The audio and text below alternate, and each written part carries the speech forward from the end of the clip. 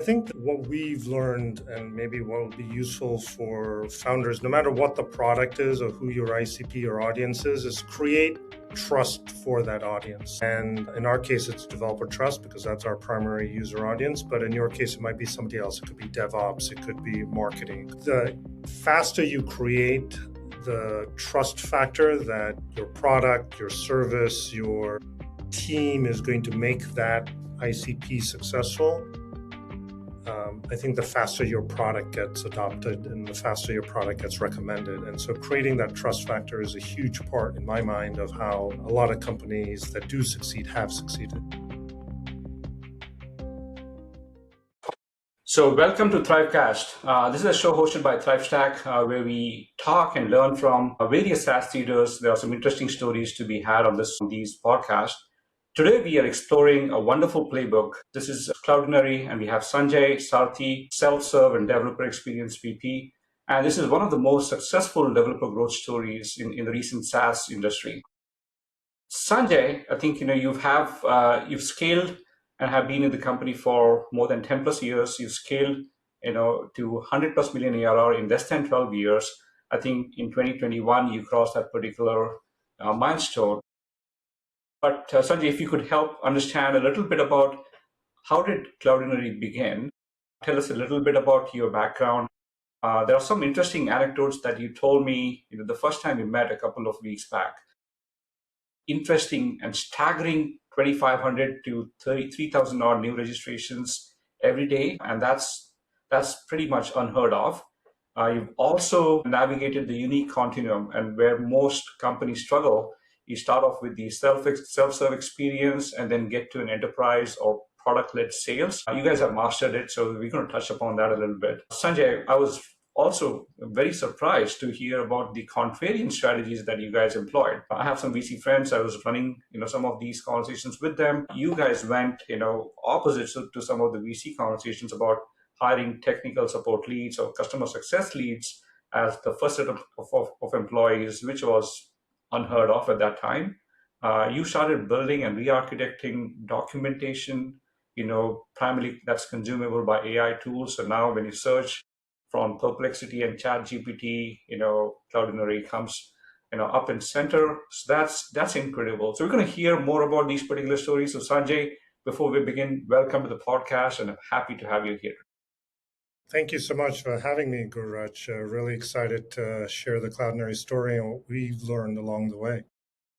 So Sanjay, thank you so much for taking the time. Let's get started with your background a little bit. Typically we, start off with the background and how did you get into this particular business? Why did you look at Cloudinary? And I know you probably were one of the early employees with Cloudinary. So maybe tell us a little about yourself and the company to begin at the outset. Sure. So my background has primarily been on the marketing side of businesses, software businesses. I've been in the software industry 20 plus years and started off when application servers were all the rage and moved into a variety of different roles, product marketing, market development. But in a lot of the companies I worked with, the developer was oftentimes the center of the user community. And so I've always had an appreciation for companies that view developers as critically important to their success. And I had actually a close friend who was working at Cloudinary, who is, in a moment of coincidence, the founder of the first ever technology company I worked at. And so he reached out to me and pitched me on Cloudinary, and I had a conversation with Itai, the CEO, and a number of others. And that's how I learned about and ultimately joined Cloudinary. And my first half of my tenure at Cloudinary, I ran marketing, so built a marketing organization. And this last few years, what I've been doing is essentially a dual hat job. One part of the hat is the caring and feeding of our developer community, which is our most important user community. And that comprises of technical teams like developer relations, documentation, working on our front-end SDKs. And then the other side of my brain is focused around our self-service business, which makes up 25 to 30% of our revenue. It's growing rapidly. And those two come together nicely because developers are not just users of our product, but oftentimes influence the purchase of Cloudinary and are a hugely important part. So that business and sort of technical sides of the house come together nicely in my current job. No, that's wonderful. We've had a podcast, I think almost about 6 months back. I think three of them, back to back on product-led marketing. And, the misnomer, at that time was, if you put up a website with a sign up button, people will discover you and click on sign up. But that's so untrue. And I think, what you're mentioning here is the amalgamation of the product-led marketing, the self-serve business, and all the essentials like the documentation and the marketing that goes alongside with it. So that's wonderful. Before we jump in, to various things that we want to talk about, could you maybe interest our audience a little bit about what is Cloudinary, what do they do, and essentially your beginning story from the way that you incepted. I know you mentioned that even before Cloudinary became a product, you were a consulting company. So maybe if you could start from there, and I think our audience would definitely love that story. That's also very unusual. Sure. So Cloudinary is a SaaS-based image and video platform. So what we do is enable companies to really take advantage of their media assets, images, videos, etc., and really enable them to create amazing visual experiences from them.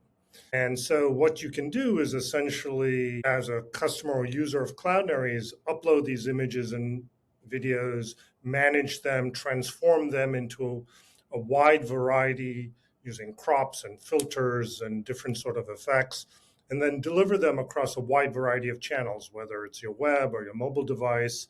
And all of this can be done on the fly. And so what we like to say is what we do for our developer audience is automate a huge amount of this at scale.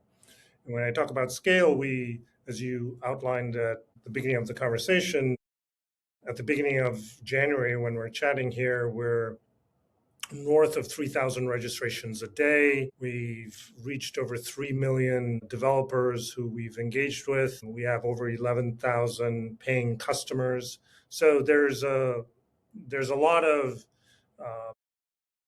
what I would call both self-service and enterprise adoption of these products. And everybody likes engaging with visual content. Nobody just engages with text content. So from a backstory perspective, the three founders of Cloudinary are developers. They were developers and they had their own consulting firm. And they help companies build applications of all types. Mm-hmm. But what they noticed, and this is, I think, true for a lot of how companies get founded, is they recognize patterns. And one of the patterns they recognized was we are constantly and manually editing images and videos to build into these applications that we're creating on behalf of our clients. And they asked themselves, and we even still have this email from one of the founders that we use both internally and externally, where he says, I have an idea. Can we automate this process and save our developers and ourselves a ton of time by creating a service to do a lot of the things we've been doing manually? And they thought about it. And I think one of the advantages of having a consulting company is they had a built-in group of clients that they could pitch this to, this nascent service. So that's how the origin story of Cloudinary began. It was a way to solve a problem, a pain point that they had. And they wanted to solve it from the perspective of themselves as developers so that they could be better served to help their clients. And they thought many other developers would find it useful as well. I think those are the amazing stories. When you become the first dog food customer of yourself, and you realize the value immediately, this can translate to hundreds and thousands of hours across your customer bases as well. So I think this is a wonderful story of consulting companies pivoting over a period of time to become a fully functional product company. So do you still have the consulting business, or is that now? No, that disappeared very quickly once, or I shouldn't say disappeared, but we've pivoted very quickly to being a pure play product SaaS business as we got traction in the marketplace and as many developers and companies found us organically beyond just the initial set of clients that we got through the consulting. Got it. So, I think this story is contrarian number one, and we'll probably touch upon that a little bit. So I'll keep counting, right? So this one is where you started really from a consulting background, to become a product pivot, right? So that's, That's contrarian number one. I want to touch upon the second part. I know you mentioned about there are three founders. One of them was customer success or support. That's contrarian number two. Could you tell us a little backstory about how that came into being, where your first hire or first set of maybe the first five engineers that typically come in are usually not support? So how did that come along? Sure. So the founders knew they wanted to build what they called a B2D service, business to developer service, and the premise was very much around self-service, making developers successful. The term PLG wasn't invented back then. They didn't use that. But the idea was, how do we make developers trust Cloudinary? How do we create developer trust through the products and capabilities we offered? And I think the recognition, and the very powerful recognition by the three founders, was the idea that while we want to create amazing products and amazing documentation, to make developers successful when you have a new product or in some ways a new category, you need to provide some level of tech support to make them successful, because there are no patterns that exist out there. Everybody's been doing this by hand. So you want to provide a mechanism to make that initial set of developers and everybody after that very successful. So the second person we hired after the three founders is the person that is now actually the VP of all our customer service or customer support organization. And there were two, I think, key components to that. One is who we hired and who we continue to hire in these roles are developers themselves. They're very technical. Mm-hmm. And for us, it's not just about answering tickets and reducing the number of tickets that are in the flow. It's about, what are the outcomes? Did we make those developers successful? And if we made those developers successful, word of mouth accelerated, because that's what we use, the word of mouth success, to drive additional adoption of Cloudinary. So it was a contrary bet. We didn't invest in go-to-market. We didn't invest in sales. We invested in the things we thought would make developers successful. And that's, I think, a contrary but successful bet that's paid off. Yeah, I think you're taking care of the users, and that should become a flywheel by itself. Tell us the backstory about you're building the tool sets internally for yourself. How did you get the first 10 or 20 or 30 odd customers? Because that takes a different effort by the founding team, who, as you rightly mentioned, were developers at that time. So how did the first 10 or 15 customers came into being? Do you have any insights onto how did they became, a founder or a salesman of some sort, right, to go away from the developers? So I think there were maybe two or three paths that I can sort of highlight. We discussed a little bit about the fact that they had the consulting business that they could use to some of the jobs there.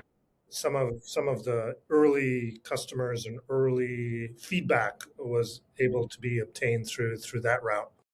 I think beyond just at a product level, one of the things that we said is, hey, how do we create a URL-based API so that it's very easy to manipulate these images and videos and other assets on the fly through the URL?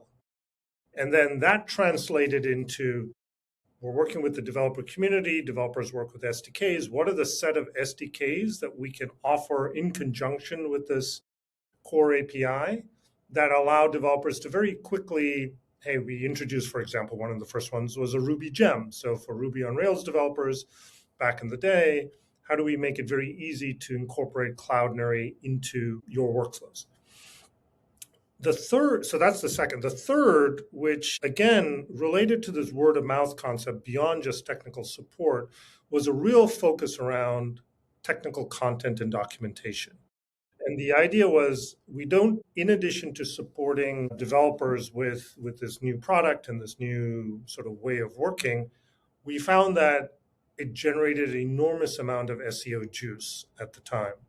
And so the other bet that we made is it's not just important to talk about the what, here's what the product does, and here are the methods and the parameters, et cetera, but the how, right? So you provide tutorials around use cases we thought would be relevant. And we put that both into the context of the blog, into our documentation, other sources that could be consumed by developers.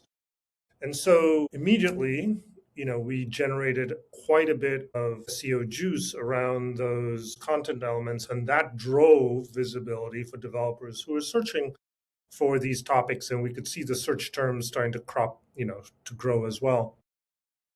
So I think those three essentially motions were drivers for how we attained the first 20, 30, 50 customers, very much in a self-service mode. There weren't salespeople there pounding the pavement. So let me go little deeper into this one. So you build the content, so the SEO and the Google searches, and maybe there was no Bing at that time. Started rating, your domain and started suggesting those answers. Developers would click on them and they would come to your website at that time. Did they come to the website at that time, or the blogs, or did they go directly into the product? Sorry, I'm a little, I think I missed one of the portion that you earlier mentioned. Yeah, they wouldn't go directly into the product. They would go directly to the content piece that supported that search term. Okay. But what we focused on was to be able to say this coming to our blog or to our documentation or whatever the tutorial or the recipe was enough of an inducement to then click on the register now button and start trying the product. So that's what we found to be certainly initial drivers, and the fact that you could initially try it for free.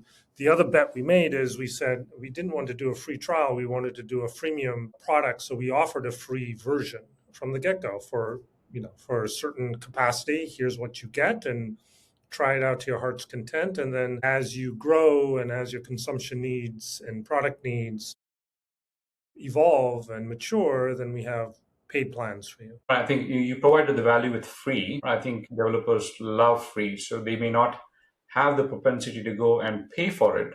Maybe that's a wise choice. And by the way, a good friend of mine, he wrote a book on Freemium, which is just right behind me. And he's been interviewing. I'll probably suggest to have you guys, talk to him as well. Dave Boyce, he's from Winning by Design. Yeah, absolutely. So Sanjay, maybe tell us a little more.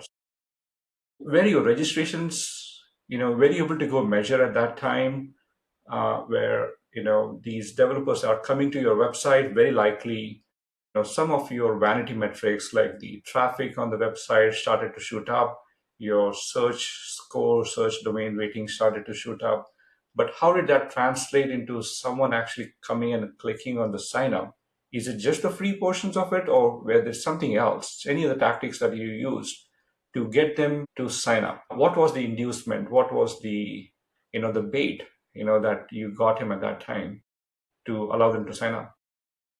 Yeah, so I think and it's been a long-standing belief of ours, Gururaj, that the best way to create value for our users is to show that value as it progresses and to create trust that the product does what it says it does, solves customers' problems the way we say it does.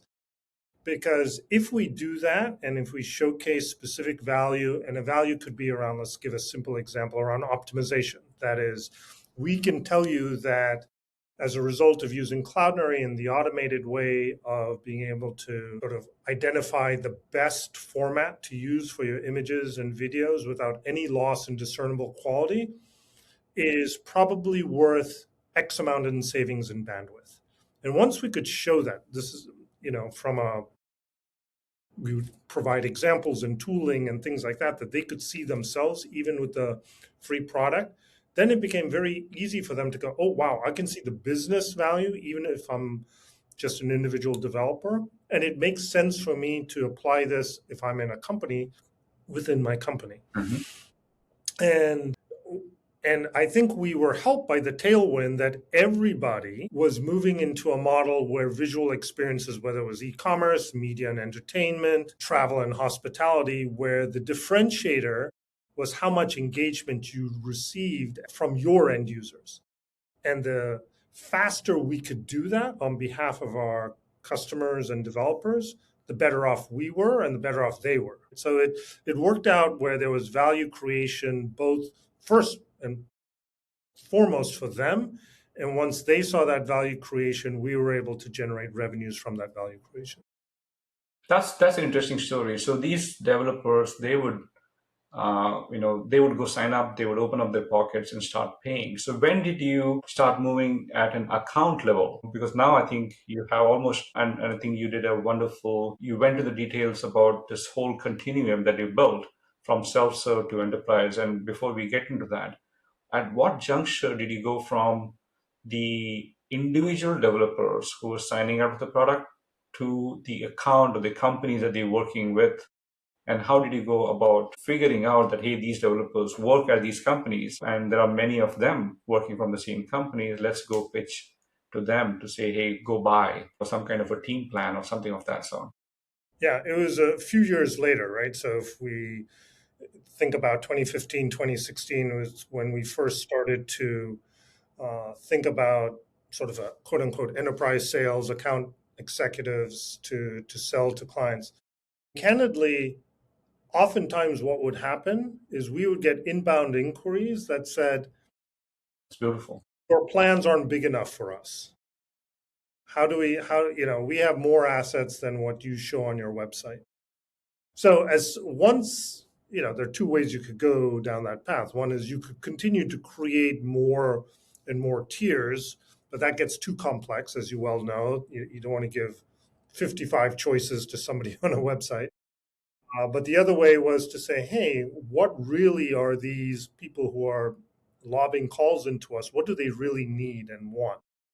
And that's what prompted us to start looking into how do we scale the business beyond just pure self-service into more of an enterprise motion. And to the term you and I have chatted about, this continuum, this idea that the continuum exists because the business needs for an enterprise may be more complex and more sophisticated, but the business value has to still be there, right? And so our ability to show that business value to a small 10-person organization all the way up to an Adidas is true today, right? And it was true back in something that we could show in 2015.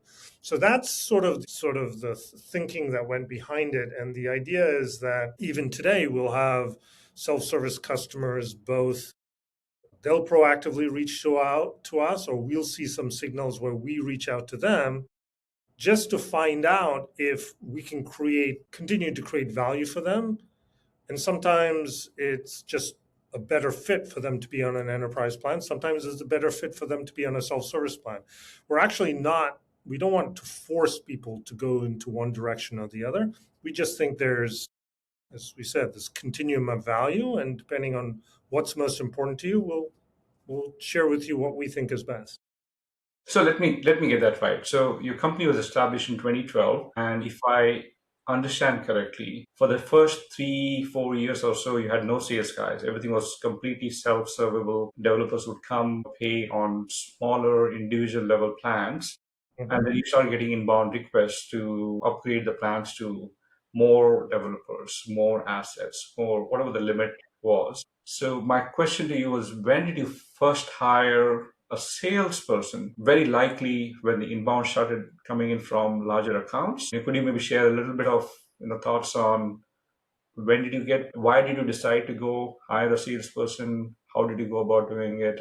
And were the salesperson only looking at the inbound request, or they started looking at, doing some more outbound themselves as well? Yeah, so I think the timing was around 2015.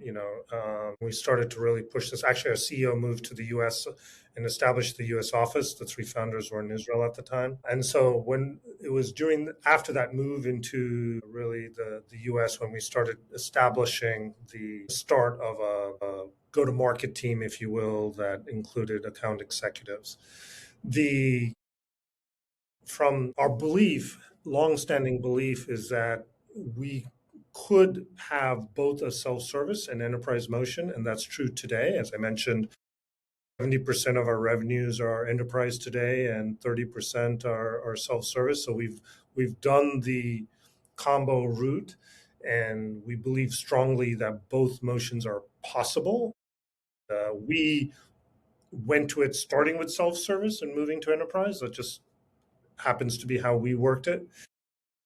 And we also think strongly that there are things we learn about these motions that can help the other, right? We understand, for example, we can share with the enterprise team, and we do this regularly. Hey, what types of companies are coming to us in self-service land? What are the vertical markets? Because those are some early market signals, oftentimes, that we can share with the enterprise team to maybe give them a sense of what might happen in the next 6 months, 9 months, a year, based on what we're seeing in self-service land. And sometimes they'll come to us and go, hey, we're seeing these 2 or 3 use cases that are cropping up in enterprise land. Do you think those might be interesting in self-service? And we'll go off and maybe see if we can highlight those in our developer newsletters and things like that. So it goes both ways, but that's hopefully gives you the viewership and readership and understanding of how we've balanced the two. So that answers the inbound kind of a question a lot more. When did you first have the outbound? Or when did you build a new capacity to do outbound? I would say in 2016 as well. So we started adding sales development reps. We started adding basically solutions engineers to help with outbound related engagement. So it was in that same time frame where we had enough data to tell us the types of companies we wanted to target and go after. We started building tooling that would allow us to showcase the value of some of our capabilities that the account execs and sales engineers could use as part of their outbound pitches. So I would say it's certainly the inbound never stopped, and the outbound really kicked off, late 2015, 2016, and then really we started accelerating in 2017 and beyond. Yeah.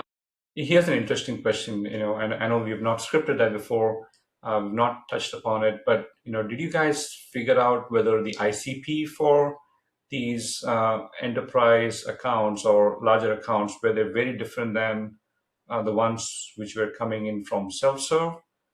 Tell us a little about the whole continuum. Maybe it's a 2-part question, the continuum portions of it, how many of the self-serve accounts essentially over time, you do an enterprise kind of a deal, maybe 2 years, 3 years later, I'm guessing. But the second portion of the question is, how did you compensate the sales team on these accounts, which really came in from self-serve? Would they get compensated on upsell? And what was the commission basis that you guys figured out because these guys were already new accounts, paying accounts in the system. Very likely the sales team were brought in to do the upsell, the cross-sell. Tell us about that whole story of the continuum, if you will. Sure. So to answer the first part of the question, in terms of the ICP and the users, as we started, even in the self-service SMB business, oftentimes we went from individual developers. Oftentimes we work with CTOs who are saying, hey, we're trying to define a quick architecture for our new product, our new capabilities, even in self-service land. As we moved into sort of the enterprise world, we were still on the technical side of the house. So we still had enormous success in, let's say, engineering teams. They would partner with the business teams. I'll give you an example. So if you're an e-commerce company, which is one of our sweet spots, oftentimes the engineering team is getting requests from the business line of business owners, right, for particular products or areas to say, we want to do XYZ with our e-commerce offerings. And so the VP of engineering, the directors, et cetera, would be essentially the people driving the choice of a Cloudinary to support the business needs from, let's say, an e-commerce leader, product, e-commerce manager, et cetera. As we evolved, one of the things we started to get pulled more and more into the business folks because they wanted to understand the business impact of product choices like Cloudinary. And so over time, we have evolved our ICPs to include more and more business users as we've expanded our product portfolio. from just the technical side of the house to include also marketing folks and people that have a keen interest in images and videos, whether they're part of the actual business unit or they own the website or other areas. So I would say it's been the last 6 years that the business side of the house has become a bigger part of our audience, but mainly on the digital asset management side, mainly on the people influencing why a tool like Cloudinary is important. But we've also realized it's important to bring that business side of the house, especially at the VP level and above, to get buy-in for the choice of a product like ours. Yeah, I think that's probably why you started scaling much better. In my conversations with many SaaS founders out there, they get stuck saying that, hey, we have a healthy self-serve pipeline. Let's go only double down on that. But you guys scaled on both sides of the equation, the enterprise equation, where you started to having buying committees and having business buyers alongside with the actual users who might be the developers. But you started pitching that. So I think that's probably led, so I think on a contrarian standpoint, you guys accelerated to both have this continuum, both the self-serve and the enterprise continuum, much faster than most of the companies at that time. So, I think compliment on that part. Well, thank you. Yeah, and I think it was a recognition by the team to understand that it's perfectly valid to have a core user group audience, right? In developers, that's our bread and butter, and that's our value add. And then understanding the broader business audience that understands the business value that we can bring and says, yes, we need a solution like Cloudinary, and we understand the business value. And if we can do both of those pretty well, then we can, that makes for a great flywheel. Yeah, so I think thanks for sharing all of the happy stories. I want to go and dig a little deeper onto some of the failure stories. Sure. And we might call them as mistakes or learnings that we learn along the way. I know as part of your job, Sanjay, you also run experiments, data experiments to figure out something is working, something's not working. You also touch upon activation, user journeys, whether you can add friction, reduce friction, a whole bunch of those things. Could you maybe share some key experiments that failed, and that you can proudly call them that it was healthy to fail them early now, on hindsight, than at that time when you were going through this. So tell me maybe one or two experiments and share that to some of our audience. And I think our audience would love these failure stories quite a bit as well. Sure. So I think I can think of one that was quote unquote a failure, but I think also helped us, and actually it led to a structural change in how we think about new product introductions. And so that's the area that I'll focus on. We've always believed that successful SaaS businesses that have long-term value are multi-product businesses. There are very few multi-billion-dollar SaaS businesses that just have one product. And so we've always, when we launched in 2011, 2012, it was with our image product. Then we added video as a standalone product. We added digital asset management. But I want to talk about an introduction of a product that actually didn't work, and talk about some of the lessons we learned. And so the hypothesis that we went into the product development cycle with was this idea that optimization as a use case was important enough and wide enough that we could make it a standalone product to solve that one particular use case. And that we felt like there was enough business interest just in that people would pay for that, and then they would pay for other things if they needed. So we did validation. We thought through all the different product areas that we thought developers would want. And then we rolled it out. And we rolled it out using all the muscle behind our go-to-market engines that we had. And frankly, what happened wasn't so much that there wasn't a need for it. There was a need for it. And that's what we had thought about. But what we had not thought about completely during that experimentation phase is what happens at scale if all of a sudden your core product might get cannibalized. Interesting. And we didn't really do that in the experimentation when we were thinking through the product, because all we were focused on was does this product work for the group of people that have expressed interest in it, not necessarily for the people that haven't expressed interest in it. So once we saw that, in fact, it wasn't just net positive, there were negatives associated with it, we realized, hey, the lesson we're learning isn't so much the innovation or launching new products. It was we maybe need to do more of a job understanding how to innovate yet manage rollouts better than we do today. So what we've done, the change we made as a result of this mistake, and we stopped selling the product, it's deprecated now. But what we've done is essentially have a product portfolio that's divided into two parts.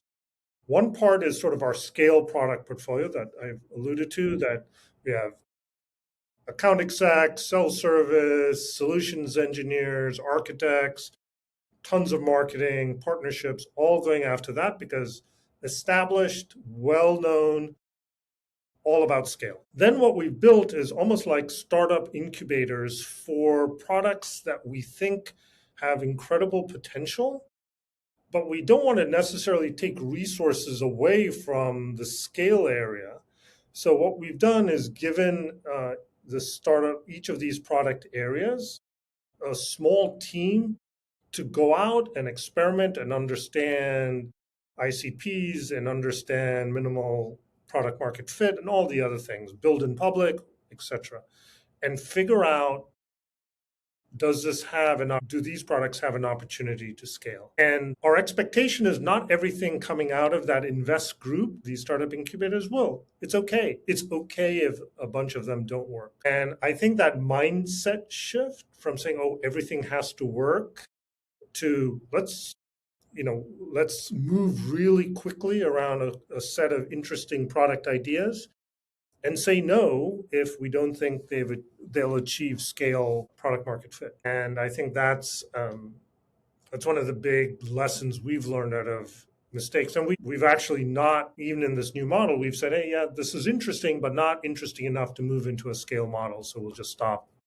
the experimentation and the development around that. And giving ourselves the freedom to fail like that at a product level, I think was That's incredible. That's incredible. So Sanjay, maybe if if you're able to share what's the name of the product and how was it competing with the core? I think my subsequent question was, are you building a product that could have been sold as an add-on, or how was it competing with your Yeah, it was sold. The product was called Media Optimizer, Cloudinary Media Optimizer. Okay. We basically sold it as a standalone product, not as an add-on. We sold it as a standalone product, very specifically, as the name would indicate, if you wanted to optimize your media. And the setup was simple, everything was simple. And what happened is our core image product saw sales sort of stop, not sales cycles lengthened and in some cases stalled because people said, wait, why do I need this if I can get this and Got it. Yeah. and not get the full, and how do I think? So it wasn't net additive, right? Is the way to think about it. Correct. And unless you feel like somebody else is going to come in and take away that business anyway, basically cannibalizing ourselves without any external pressure is usually not a good best practice. So I think that was the lesson we learned. So and the name. Yeah, no, that makes sense. That definitely makes sense. Any other experiments? I know you guys have experimented a lot with pricing. I was looking up on the some of the page history of your pricing pages. Interesting note to the audiences, Cloudinary had more than 300 to 400 odd pricing changes. At least the page has been changed. I'm not sure exactly if the pricing has changed or not. Even in the last 6 to 7 years, that's the number of changes that you've done to those pages. Yeah, we're constantly experimenting. Actually, I want to give you a different example, but just equally relevant, which is related to our registration page. So if I can share my screen, I'll highlight that. So let me just screen. So this, on what you see here back in the summer of 2022, was our old sign up page. And we asked for a lot of different things, even if some things were optional. We ask you for your name, your email, password, country, blah, blah, blah, blah, blah, blah, blah. Our hypothesis at the time, and when I was looking at this again, going, we know how many people, I think we have a lot of drop off. I said, I think people come to our sign up page and go, this is too much and I'm not going to fill in everything. And so we said, well, we've got to experiment. We've got to test this. And so I won't go through every single experiment, but I will share with you and your readers, your viewers, what currently exists, right? This is the page that's currently, as you can tell from the URL, what currently exists. And so the product team, us, we had designers, the UX, UI team, we went through and identified a series of best practices in that summer of 2022 and said, let's keep this very simple. How do developers sign up today? Yeah, maybe they'll give us their email address. 90% of the people we interact with have a GitHub account. Even probably the same percentage have a Google account.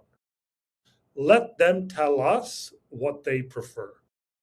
And so it's very simple. You can see, when you sign up, it's just 3 lines, boom, you create your account, or you can go to GitHub and just authorize whatever account you have, right? Very straightforward. What we noticed, Guraj, when we rolled this out, so we first took it to 10% of our registration, then 25%, then 50. We took our time to make sure we didn't lose at that point. I don't know what was it, 1,500 registrations a day, whatever it was. We didn't want to impact it. So as we rolled it out, we said, okay, we're not impacting the actual registration number. After it rolled out, when we compared the before and after, basically the successful registration completion rates went up 9 percentage points. 9 percentage points in using our numbers was equivalent to a 37% rise. Wow. 37% from, and there was, shame on me for not, pushing this even earlier, right? Because we sort of recognized this. We said, yeah, this is a little long, and we had received complaints. But again, back to the point you made, we make changes. This is what it was today. The left-hand side is the same. We've played around with the right-hand side a lot. But the core, how do we reduce friction for developers can be even true on something as simple as a sign up form. And all we need to do, the reason we ask for email is so we can validate that you're real, not a bot, and all that fun stuff. So those are some of the things that we've done and we're constantly doing, right? We have a whole weekly or bi-weekly meeting where we go through all the experiments from product team to revenue teams to understand what we're driving in self-service and the developer experience. As we talk about, it's okay to fail, right? Failure or an experiment not working is still successful because it's told us something.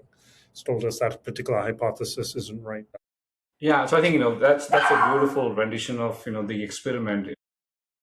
Just having if you know that your developers have a GitHub account, making it easy, adding Google, adding a simplistic, and I saw many things that you're doing right. Social proof, had logos there showing the number of 3+ million developers there. So I think all of that gives a lot more credence, to that story itself. But I know, Sanjay, talking to you, you've done many experiments like these before. And maybe, in the interest of time, we'll probably add that to the show notes to the live audience. Sanjay and your team have experimented on activation flows, showcasing, exclusive content. Do you want to take maybe a minute or so to show 1 or 2 examples and maybe talk through that? So I think one of the things we've done is trying to be more prescriptive for our developers based on what they care about doing and what they're doing. So for example, when you register for our product, oftentimes we'll be prescriptive about here's how you set everything up, and here are the SDKs you can use. Here is a way to get to your first aha moment using the SDK of your choice. And we've seen, again, running experiments, even in documentation, that the use of those quick start guides, the use of in-console uh, sort of flows raises activation rate. Even if you talk about 0.1%, 0.2%, at the scales we now operate at, all of a sudden that's meaningful because we can translate an increase in activation rate to an increase in usage. And for us, even if an increase in usage doesn't lead to immediate revenue because you're an individual developer, you're learning, what have you, what it does lead to, because we've made you successful, is a word of mouth recommendation. And that's still word of mouth today, even at the scale we operate at, Gururaj, is still 15 to 20% of our registrations. Wow. So if you think a fifth of 3,000, right, that's 600 people every day that register from Cloudinary because they heard about it from a friend or a peer. And we're never going to have the marketing dollars to go after 180 countries around the world to really target relevant developer populations there proactively. So word of mouth becomes our way of reaching a global audience very quickly. And when you say 600 people a day come to Cloudinary because they trust their peers that Cloudinary can work for them, that's a powerful message. These are incredible stories. I think accelerating your time to value. I think you guys have done wonderful jobs in shrinking the activation or the aha moment time. Experimenting with it, it's wonderful. I think we've had an activation conversation with Andrew Kaplan about maybe 3 or 4 months back, and we focused purely on activation. And to all the listeners, I'm going to tie this together. Cloudinary's activation rates, if they were able to shrink, and I don't know the exact numbers, maybe Sanjay, you could maybe, tell us a little about it. If you shrink by 15-20%, word of mouth probably goes up much more higher. Probably that's what you saw as part of the experiment. But even then, you may not necessarily benefit from the conversion rates, but it will shrink the conversion time, right? So I think those are wonderful experiments, and I think we'll probably again touch back sometime later. But this is a wonderful story from Sanjay. Sanjay, you and your team, compliments to all of you, all the way from the engineering team to the marketing team to your sales and sales development team to bring all of that together. Any last word or any word of advice to many founders who may not necessarily have matured into the journey that you have gotten to, but they might be still slightly early days? Maybe they might have reached 500,000 or 1 million of revenue and they're listening to this particular podcast. Do you want to have maybe 1 or 2 tidbits to them on how should they think about this? I think that what we've learned, and maybe what will be useful for founders, no matter what the product is or who your ICP or audience is create trust for that audience. And in our case, it's developer trust because that's our primary user audience. But in your case, it might be somebody else. It could be DevOps, it could be marketing. The faster you create the trust factor that your product, your service, your team is going to make that ICP successful, I think the faster your product gets adopted and the faster your product gets recommended. And so creating that trust factor is a huge part, in my mind, of how a lot of companies that do succeed have succeeded. Super. I think with that note, I will probably end. So Sanjay, you did mention about making trust as a competitive advantage, for your company, and you guys have done that well. You also share a lot of things about how improving activation can help you conversion. Experiments that you did with the sign up pages, the registration pages, leading to into more signups and more trustworthy signups out there.